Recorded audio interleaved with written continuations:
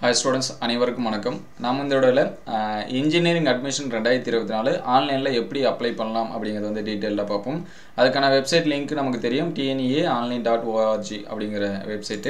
ஒரு 10 ஸ்டெப் நம்ம வந்து கரெக்ட்டா ஃபாலோ பண்ணா போதும். நம்மளே வந்து என்ன பண்ணிடலாம்னா அப்ளிகேஷன் வந்து போடலாம். முடிஞ்சா நீங்களே அப்ளை பண்ணுங்க. அப்படி இல்ல அப்படினா ஆன்லைன்ல அப்ளை பண்றதுக்கான சென்டர்ஸ் எல்லாமே இருக்கு. நீங்க வந்து அங்க கூட அப்ளை பண்ணிக்கலாம். சப்போஸ் உங்களுக்கு லேப்டாப், மொபைல் இதெல்லாம் இருந்துச்சு அப்படினா நீங்க அப்ளை பண்ணீங்க. இதல ஃபர்ஸ்ட் பாத்தீங்கன்னா நம்மளுடைய யூசர் ரெஜிஸ்ட்ரேஷன் பண்ற மாதிரி இருக்கும்.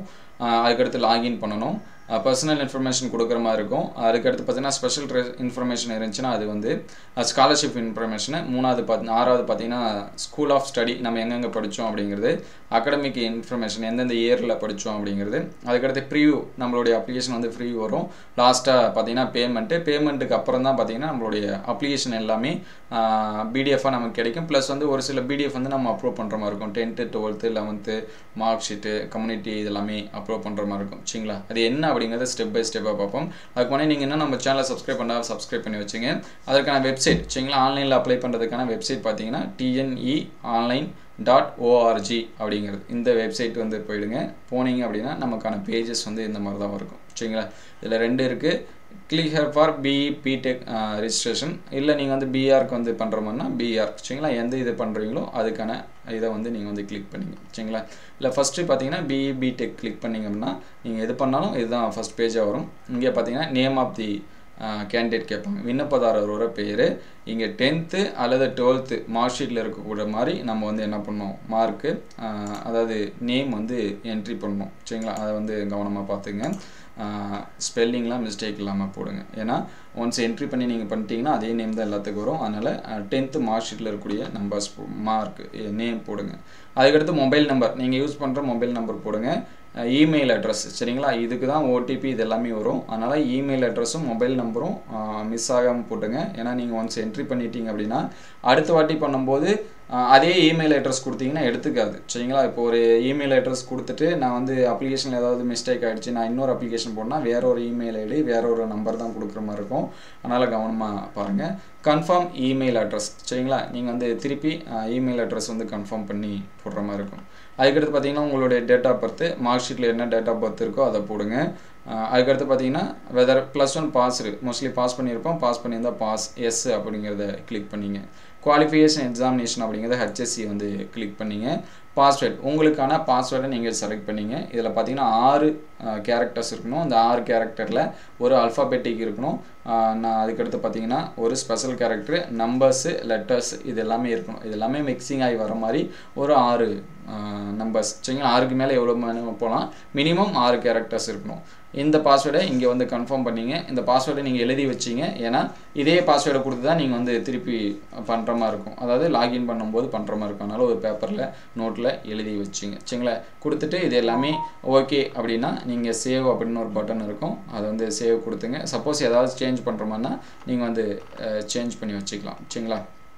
அதுக்கு அடுத்து உங்களுக்கான நீங்க வந்து சேவ் கொடுத்தீங்க அப்படினா நீங்க மொபைல் நம்பர் கொடுத்தீங்க தெரியுங்களா? அந்த மொபைல் நம்பருக்கு என்ன வரும் அப்படினா ஒரு OTP வரும். சரிங்களா? அந்த OTP-ய அடுத்த பேजेस வரும்போது இங்க என்ட்ரி பண்ற மாதிரி இருக்கும். என்ட்ரி பண்ணிட்டு இங்க வந்து சப்மிட் பட்டன் இருக்கும். இந்த சப்மிட் பட்டனை வந்து கிளிக் பண்றீங்க. சரிங்களா? இந்த சப்மிட் பட்டனை கிளிக் பண்ணோனே உங்களுடைய மொபைல் நம்பருக்கு இந்த மாதிரியான ஒரு மெசேஜ் வரும். சரிங்களா? நீங்க வந்து அப்ளை பண்ணிட்டீங்க. சரிங்களா? சாரி OTP இது முன்னாடி வரக்கூடியது. சப்மிட் பண்ணோனே இந்த பேजेस வந்து வந்துரும். சரிங்களா? இந்த பேஜ் வந்தோனே என்டர் உங்களுடைய இமெயில் அட்ரஸ், நீங்க இதுக்கு முன்னாடி கொடுத்த இமெயில் அட்ரஸ், நீங்க கொடுத்த பாஸ்வேர்ட் கொடுத்து லாகின் பண்ணீங்க. லாகின் பண்ணீங்கன்னா அடுத்து ஒவ்வொரு ஸ்டெப்பா ஒரு சில இன்ஃபர்மேஷன்லாம் கேட்கும். Personal information, special reservation, scholarship, school of study, academic information, preview பண்ணி பார்க்கிறது, பேமெண்ட், லாஸ்டா ஜெனரல் ரிப்போர்ட் இது எல்லாமே. இதல ஃபர்ஸ்ட் பாத்தீங்க அப்படினா பர்சனல் இன்ஃபர்மேஷன் சரிங்களா? பர்சனல் இன்ஃபர்மேஷன்ல நம்மளுடைய நேம் டிஃபால்ட்டா அங்கேயே வந்துரும். ஏனா நம்ம ப்ரிஃபரன்ஸ்ல கொடுத்ததனால சொந்த மாவட்டத்தின் குடிநிலைமை அப்படிங்கறதுல கிளிக் பண்ணி வச்சீங்க. அதுக்கு அடுத்து பெற்றோர் அல்லது பாதுகாவலரோட பெயர், உங்களுடைய அப்பா பெயர் இது போட்டுருங்க. சப்போஸ் கார்டியன் பார்த்துக்கிட்டாங்கன்னா கார்டியனோட நேம், உங்க டேட் ஆஃப் பர்த் அதிலே டிஃபால்ட்டா வந்துரும். இங்க மேலா ஃபீமேலா தேர்ட் டேஞ்சரா அப்படிங்கறத கிளிக் பண்ணீங்க. உங்களுடைய தாய்மொழி என்னவோ அது போட்டுங்க. உங்களுடைய நேஷனாலிட்டி என்னங்கிறது கிளிக் பண்ணீங்க. அதே போல பிறப்பிடம் தமிழ்நாடா இல்ல அதர்ஸா அப்படிங்கறத பாத்துங்க. ரிலிஜியன் நீங்க என்ன ரிலிஜியன் வரீங்களோ அத போட்டுருங்க. நேம் ஆஃப் தி கம்யூனிட்டி சரிங்களா, நீங்கள் எந்த கம்யூனிட்டி அப்படிங்கிறத போடுங்க. பிசி, எம்பிசி, எஸ்சி, எஸ்டி இந்த மாதிரி இருக்கும். அதில் சப்காஸ்ட் இருக்கும், அந்த சப்காஸ்ட்டை போட்டுருங்க. ஆதார் நம்பர் அப்படிங்கிறது ஆப்ஷனில் கொடுத்துருக்காங்க, அதனால் நீங்கள் ஆப்ஷனில் இங்கே போட்டுக்கலாம். அதுக்கடுத்து இந்த பக்கம் பார்த்தீங்க அப்படின்னா அட்ரஸ் கொடுத்துருப்பாங்க, உங்களுடைய கம்யூனிகேட்டிவ் அட்ரஸ்ஸு, பெர்மனன்ட் அட்ரஸ்ஸு சரிங்களா. ரெண்டும் சேம்னா இங்கே சேமஸ் கொடுத்துருங்க. சப்போஸ் டிஃப்ரெண்ட் அப்படின்னா நீங்கள் வேறு அட்ரஸை கொடுத்துங்க. அதுக்கடுத்து ஸ்டேட்டு, எந்த ஸ்டேட்டுங்கிறத போட்டுருங்க. டிஸ்ட்ரிக் நீங்கள் எந்த டிஸ்ட்ரிக்ட் போடுங்க. தாலுக்கு நீங்கள் எந்த தாலுக்கோ அந்த தாலுக்கு. அதுக்கடுத்து உங்களுடைய பின்கோட் சரிங்களா, உங்களுடைய அட்ரஸோட பின்கோடு போடுங்க. நீங்கள் எந்த டிஸ்ட்ரிக்கோ அந்த டிஸ்ட்ரிக் போட்டுருங்க சரிங்களா. இது எல்லாமே கொடுத்துட்டு இங்கே சேவ் அண்ட் கண்டினியூன்னு இருக்கும், அந்த சேவ் அண்ட் கண்டினியூ பட்டனை கிளிக் பண்ணிங்க. அதுக்கடுத்து பார்த்தீங்க அப்படின்னா ஸ்பெஷல் ரெசர்வேஷன் இது எல்லாமே கேட்கும் சரிங்களா. ஸ்பெஷல் ரெசர்வேஷன் அப்படின்னா எஸ்னா எஸ் கொடுங்க, இல்லைனா நோன்னா நோ கொடுத்துருங்க சரிங்களா. தகவல் சீட்டின்படி சிறந்த விளையாட்டு வீரர்களுக்கான ஒதுக்கீடு நீங்கள் விண்ணப்பிக்கிறீங்கன்னா எஸ்னா எஸ் கொடுங்க, இல்லைனா நோ கொடுத்துருங்க. எஸ்ன்னு கொடுத்தா ஒரு சில டீட்டெயில்ஸ் கேட்கும். அதே எக்ஸ் சர்வீஸ் மேன் அப்படின்னா only army, navy, air forces are eligible, முன்னாள் படை வீரர்களோட இராணுவம் அதற்கான தகுதி உடையவர்கள். எஸ்னா எஸ் கொடுங்க, இல்லைனா நோ கொடுத்துருங்க. அதே மாதிரி டிஃபிகல்ட் பர்சனாக இருந்தீங்கன்னா எஸ்னா எஸ் கொடுங்க, இல்லைனா நோ கொடுத்துருங்க. சப்போஸ் வந்து நீங்கள் வந்து சான்றிதழ் சரிபார்ப்பு மையம் நீங்கள் எங்கே வந்து இது பண்ண விரும்புகிறீங்க அப்படின்னு சொல்லிட்டு கேட்கும். நியர்பை உங்களுக்கு எதுவோ அதை வந்து கொடுத்துருங்க. டிஎஃப்சி சென்டர், ஏன்னா நீ அங்கே போய் வெரிஃபிகேஷன் பண்ணுற மாதிரி இருக்கும், சர்டிஃபிகேட் எல்லாமே.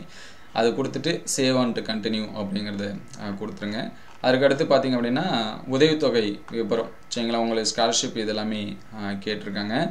பேரண்ட் ஆக்குபேஷன், பெற்றோருடைய வருமானம் போட்டுருங்க. என்ன தொழில் செய்கிறாங்கிறத ஃபஸ்ட்டு. ரெண்டாவது வந்து பார்த்திங்கன்னா annual income. Are you first graduate, நீங்கள் ஃபஸ்ட் கிராஜுவேட்னா எஸ் கொடுங்க, இல்லைனா நோ கொடுத்துருங்க. உயர்கல்வி உதவித்தொகை யாருக்குன்னா எஸ்சி, எஸ்சிஏ, எஸ்டி இது எல்லாமே அங்கே முன்னாடி கம்யூனிட்டி கொடுத்தாலே அதுக்கேற்ற மாதிரி வந்துடும்.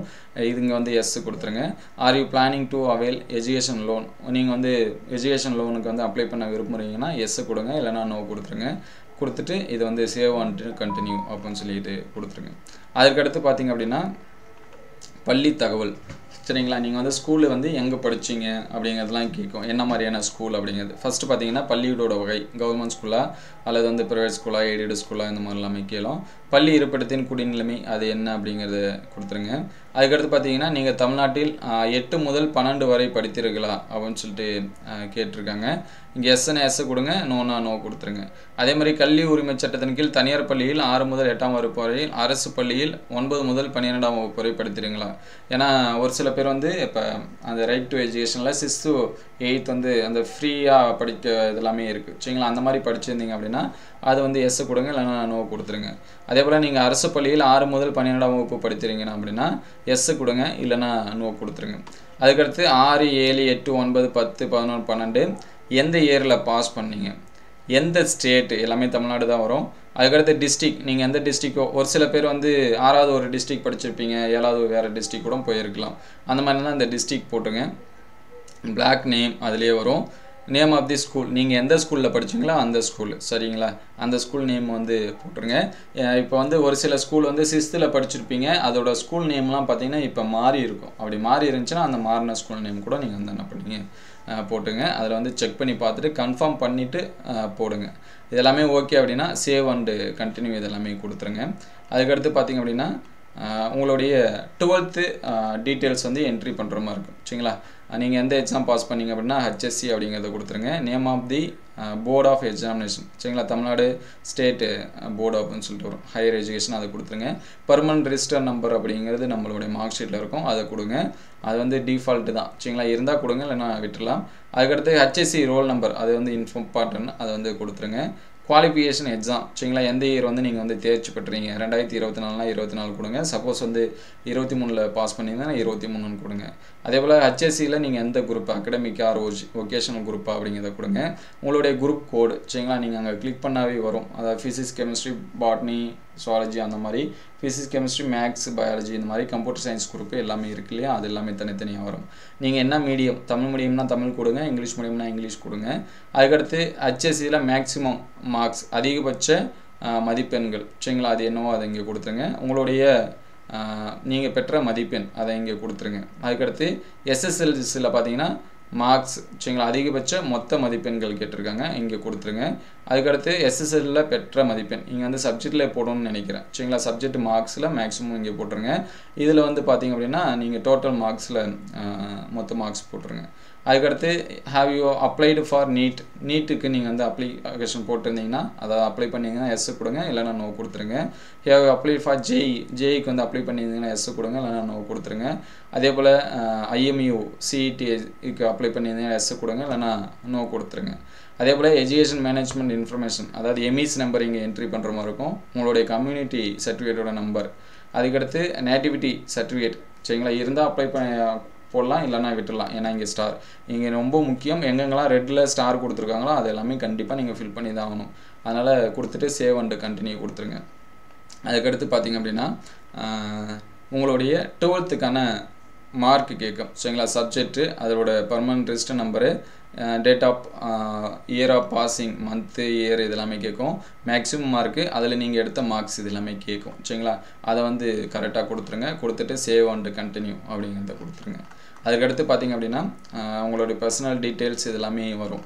இந்த இடத்துல தான் நம்ம என்ன பண்ணுற மாதிரி இருக்குன்னா ஃபீஸ் கட்டுற மாதிரி இருக்கும். ஃபீஸ் வந்து உங்களுக்கான கம்யூனிட்டிக்கு ஏற்ற மாதிரி ஃபீஸ் வந்து சேஞ்ச் பண்ணி கொடுத்துருக்காங்க.